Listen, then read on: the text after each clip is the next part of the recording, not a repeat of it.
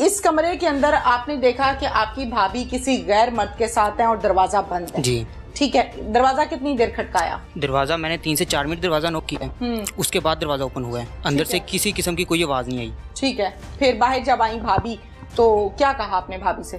तो मैंने पूछा, मैंने कहा भाभी तो ना, मैंने भाभी बाहर रही है तो मुझे वो जो साहिल था वो मुझे नज़र आ गया। ठीक है, तो मैं उस टाइम देख रहा हूँ, मैं तो वैसे ही शौक हो गया था। मामा पापा वैसे बाहर थे तो वो बाहर निकल रहे हैं। उस टाइम तो ना मामा पापा तो दरवाजे पे थे उस टाइम तक, इतनी देर में वो बाहर निकल गया। यानी कि मामा पापा ने भी देखा उसको बाहर निकलते हुए। तो मैं उसके पास उसके बाद अंदर आया हूँ, मैंने आके भाभी से पूछा, कहती वो वैसे ही आया था। मैंने कहा दरवाजे का कमरा क्यों लॉक था? बिल्कुल ठीक है। तो वो आगे से चुप हो गई हैं। ठीक है, तो ना मैंने कहा मैं भाई को कॉल करता हूँ। तो ना मैंने भाई को कॉल करने के लिए अपना मोबाइल निकाला, उतनी देर में भाभी ने अपना मोबाइल पकड़ा है। मैं भाग के भाभी से मोबाइल खींचता हूँ, उसमें मैं देखता हूँ कि उसमें सारे मैसेजेस होते हैं। ओके, जिनका मैं प्रूफ देता हूँ भाई को। अब मुझे ये बताइए कि आप पुलिस स्टेशन गए, राब्ता किया आपने? जी मैम, मैंने सबसे पहले, क्योंकि मैंने आपका एक प्रोग्राम देखा था जिसमें इसी तरह का एक प्रोग्राम था, बंदा मर्डर कमिट कर देता है। ठीक है। तो आपने उससे ये सवाल किया था कि आप पुलिस के पास क्यों नहीं गए, और ऑब्वियसली हमारा लॉ भी ये कहता है। मैंने पहले इस पर रिसर्च की कि ये लॉ में ये होता है या नहीं होता, क्योंकि मैंने जिससे भी कंसल्ट किया, हमारे यहाँ पे एक जो सिंपल रूटीन में चल रहा है वो ये होता है डाइवोर्स दे दो, आराम से बैठ जाओ।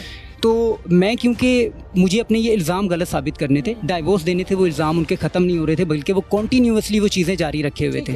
उस चीज़ को सॉर्ट आउट करने के लिए मैंने देखा कि 496 बी हमारे पास एक ऐसा लॉ है जिसके अकॉर्डिंगली कोई भी औरत जो है वो मैरिड है या अनमैरिड है, वो विदाउट मैरिज किसी के साथ कोई रिलेशन इंटैक्ट नहीं रख सकती। डेफिनेटली नहीं। और ये एक क्रिमिनल एक्ट है, और अगर आप इस चीज़ को प्रूव कर देते हैं तो 5 ईयर की इम्प्रिजमेंट है, और ये सारी चीज़ें हैं। मैम FIR हो जाए तो? जी मैम, अगर FIR हो जाए, मैं एप्लीकेशन लिखता हूँ और विद एविडेंसेस, सारे एविडेंसेस के साथ मैं पुलिस स्टेशन कोटरादा किशन आता हूँ 10 जुलाई को। ठीक है। आके मैं एप्लीकेशन देता हूँ।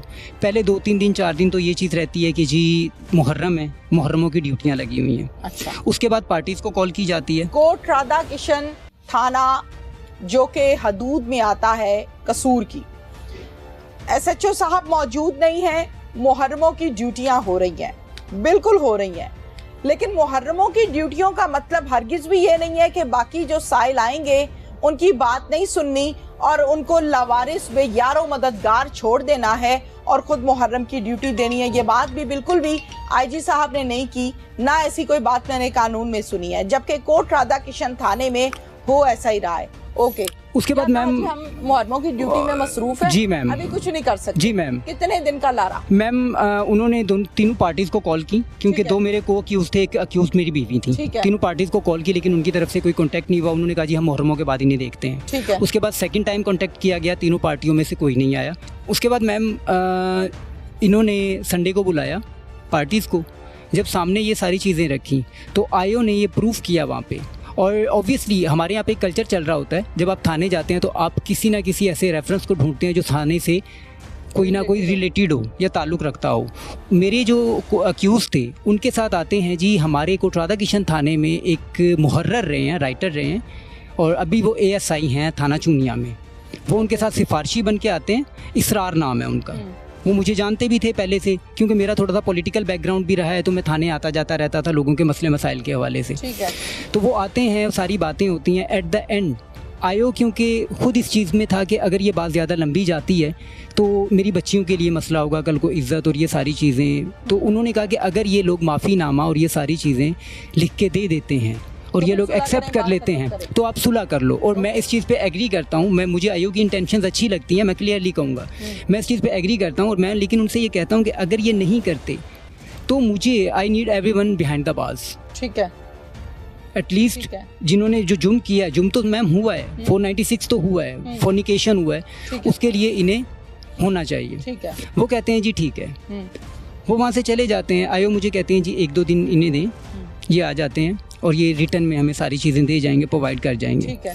लेकिन उसके नेक्स्ट डे मैम जाके उन्होंने रिट करना स्टार्ट कर दिया और वो सारे मामला स्टार्ट कर दिए। मुझे रिट का पता लगता है मेरे लॉयर से, क्योंकि लॉयर्स के आपको पता है चैम्बर्स एक साथ होते हैं, जो उनका लॉयर है वो मेरे लॉयर के थ्रू, उनके अकॉर्डिंगली मुझे पता लगता है कि इन्होंने रिट किया, इन्होंने कोई एप्लीकेशन दी है। ठीक है। मैं अपने IO को बताता हूँ और मैं उन्हें कहता हूँ जी अब मेरी FIR आप दें।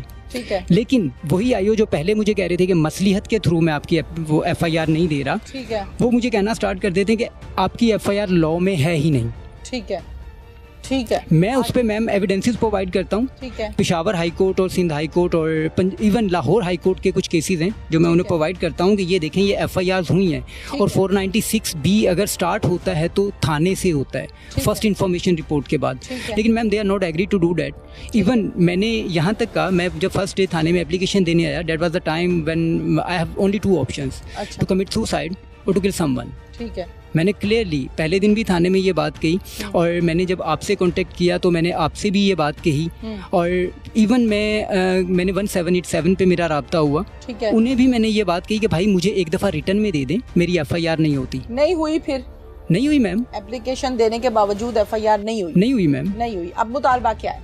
मैम ऑब्वियसली मुझे FIR चाहिए। अच्छा, और इस रिश्ते को कंटिन्यू करना है या खत्म करना है? मैम देखें, रिश्ता तो एक सिंपल सी बात है, फॉर्निकेशन का जब आप वो करते हैं ना तो उसके बाद रिश्ता इंटैक्ट नहीं रहता। ठीक है, आपने क्या करना है?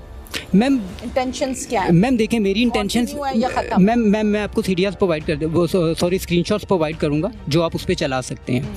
इवन इसके थर्ड टाइम मैम मैं वही बताने जा रहा हूँ। नहीं, टाइम जरा शॉर्ट है, मुझे ये बताएं कि आपने कंटिन्यू करना है या खत्म? No ma'am, I don't want to continue now. Continue नहीं मैम, खत्म करना। जी मैम। और ये बच्चियां, ये किसकी कस्टडी में जाएंगी? मैम ऑब्वियसली मैं अपनी बच्चियों को, आपके सामने सारे रिकॉर्ड्स हैं जो जिस तरह की चीज़ें हैं, मैं अपनी बच्चियों को उस माहौल में नहीं छोड़ सकता।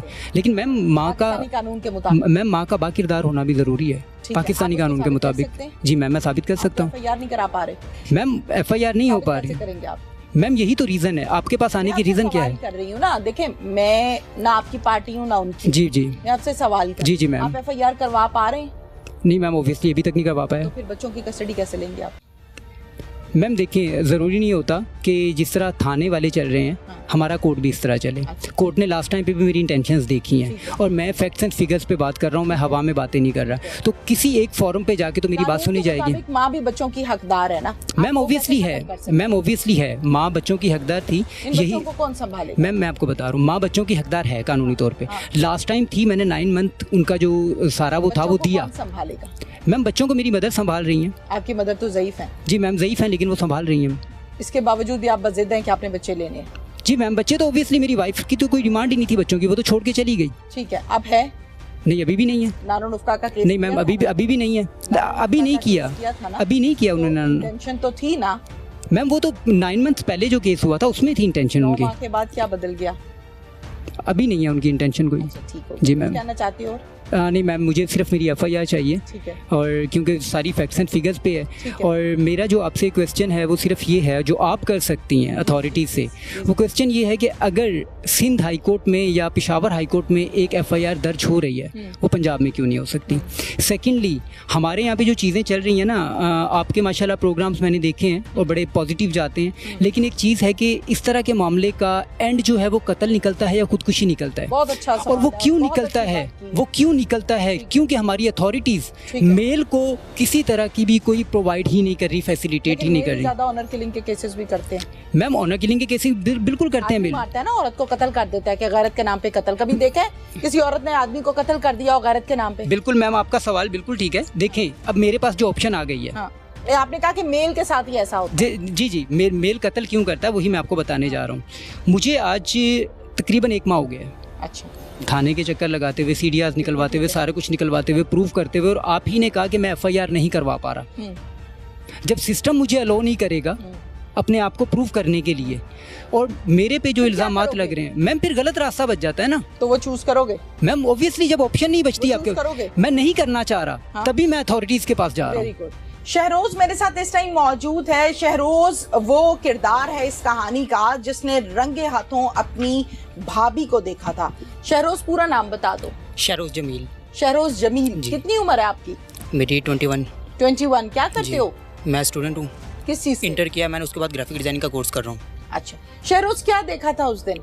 उस दिन हमने मैम देखा कि हम आए हैं मेडिसिन लेने गए थे, तो मैं, मामा, पापा सब आए हैं वापस। आके हमने देखा कि ना दरवाज़ा खुला हुआ है, अंदर आए। तो अंदर का जो भाई के रूम का दरवाज़ा था वो लॉक था।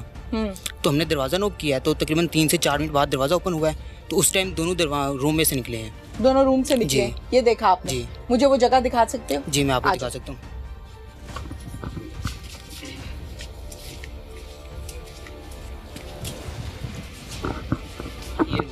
ये किसका कमरा है? ये भाई का रूम है। भाई का कमरा है, अंदर आ जाए। अच्छा, इस कमरे के अंदर आपने देखा कि आपकी भाभी किसी गैर मर्द के साथ है और दरवाजा बंद है। जी ठीक है, दरवाजा कितनी देर खटकाया? दरवाजा मैंने 3 से 4 मिनट दरवाजा नॉक किया है, उसके बाद दरवाजा ओपन हुआ है। अंदर से किसी किस्म की कोई आवाज़ नहीं आई। ठीक है, फिर बाहर जब आई भाभी तो क्या कहा आपने भाभी से?